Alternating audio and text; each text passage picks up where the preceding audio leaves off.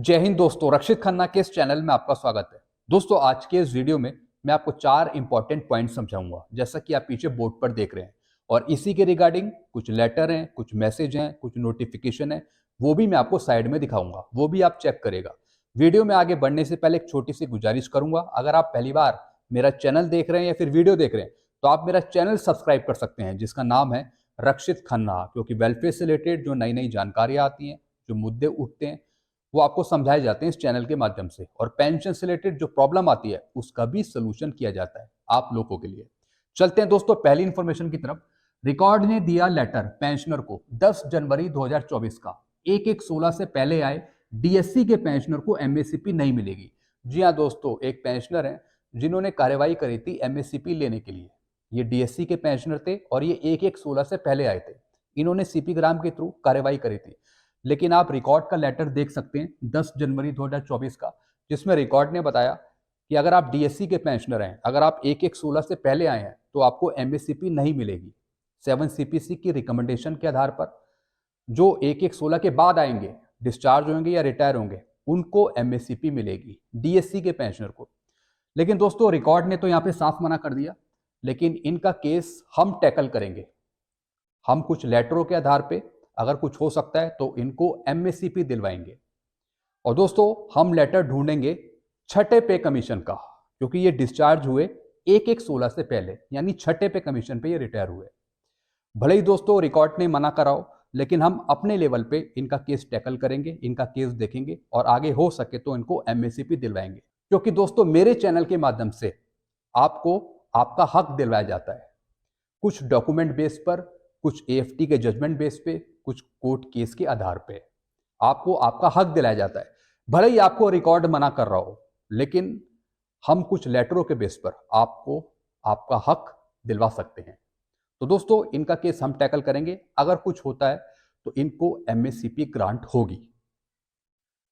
चलते हैं दोस्तों दूसरी इंफॉर्मेशन की तरफ। अगर आप ईसीएचएस के मेंबर हैं, अगर आपको एफएमए मिल रहा है तो आप लेटर लिखकर बंद कराएं, वरना ईसीएचएस कार्ड सस्पेंड हो जाएगा। दोस्तों, कुछ ऐसे पेंशनर हैं जो दोनों चीज ले रहे हैं, एफएमए का पैसा भी ले रहे हैं 1,000 रुपए और ईसीएचएस की फैसिलिटी भी ले रहे हैं।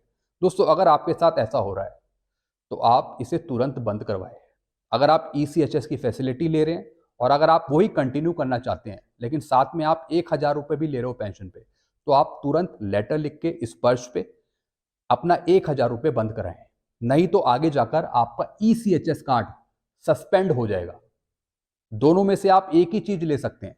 और अगर आप 2003 के बाद आए हैं तो आपके लिए ईसीएचएस कंपलसरी है, फिर आप 1,000 रुपए नहीं ले सकते। अगर आप 2003 से पहले आए हैं, अगर आप दोनों चीज ले रहे हैं तो आप एक चीज बंद करवाएं, लेटर लिख के, एप्लीकेशन देके, वरना आपका ईसीएचएस कार्ड बंद कर दिया जाएगा रूल के आधार पे, क्योंकि दोनों चीज आप नहीं ले सकते। चलते हैं अगली इंफॉर्मेशन की तरफ। फ्यूचर में पूर्व सैनिक की मृत्यु के बाद पत्नी को मिलने वाली फैमिली पेंशन के लिए पत्नी का नाम पीपीओ में और स्पर्श में एक जैसा होना चाहिए। जी हाँ दोस्तों, आपको कितनी बार समझाया गया है कि अगर आपकी डेथ हो जाती है आगे कभी, तो फिर फैमिली पेंशन जो लगती है वाइफ की, अगर उसको फैमिली पेंशन लगानी है तो जो वाइफ का नाम है वो पीपीओ में और स्पर्श में एक जैसा होना चाहिए, और हो सके तो आधार में भी वही हो। ऐसा नहीं कि पीपीओ में अलग है, स्पर्श में अलग है, आधार में अलग है, नहीं तो फैमिली पेंशन लेने में दिक्कत आ जाएगी। तो अगर आप जागरूक हैं तो फिर आपको सही कार्यवाही करनी पड़ती है।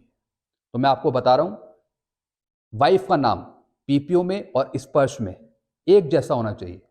स्पर्श में वाइफ के कॉलम में, फैमिली पेंशन के कॉलम में एक बार नाम चेक कर लीजिए, जो पीपीओ में नाम है वही स्पर्श की प्रोफाइल में होना चाहिए, नहीं तो फैमिली पेंशन में दिक्कत आती है।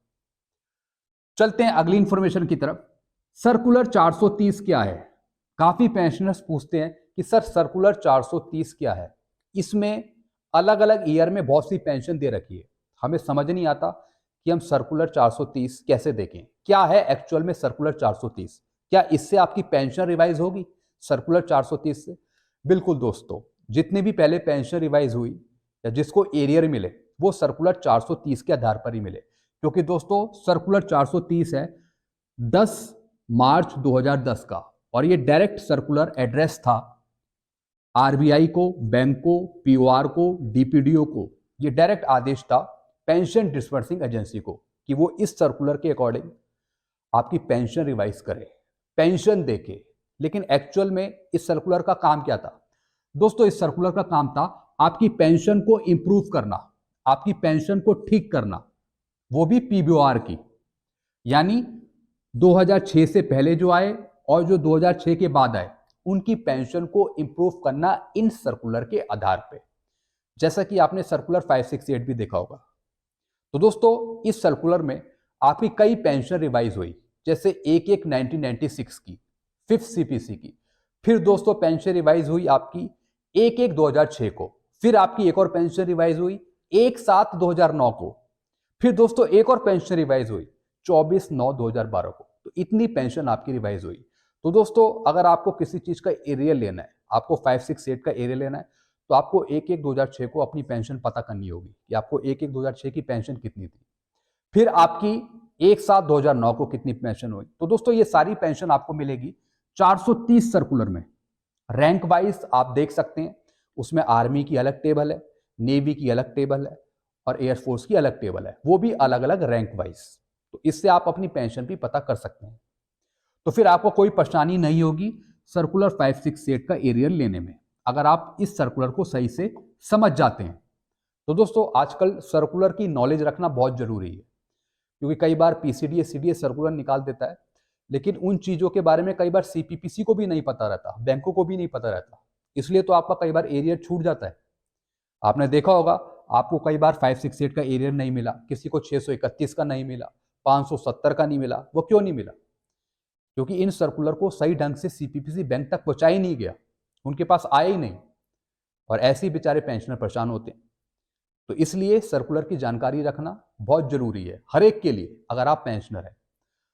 तो इसलिए मैं कहता हूं अगर आपको किसी चीज की कोई दिक्कत है या प्रॉब्लम है तो आप मेरे चैनल से जुड़िए, मेरा चैनल सब्सक्राइब करिए, ताकि आपको छोटी से छोटी इंफॉर्मेशन टाइम पर मिले और आप कुछ सीख सकें, ताकि पेंशन पे आपको कोई दिक्कत ना हो। तो दोस्तों ये कुछ जानकारियां थी जो मैंने आपके साथ शेयर करी, आपको बताई। आई होप सारी चीजें आप अच्छे से समझ गए होंगे। आपको और कुछ पूछना हो या कोई और प्रॉब्लम हो तो आप नीचे कमेंट कर सकते हैं।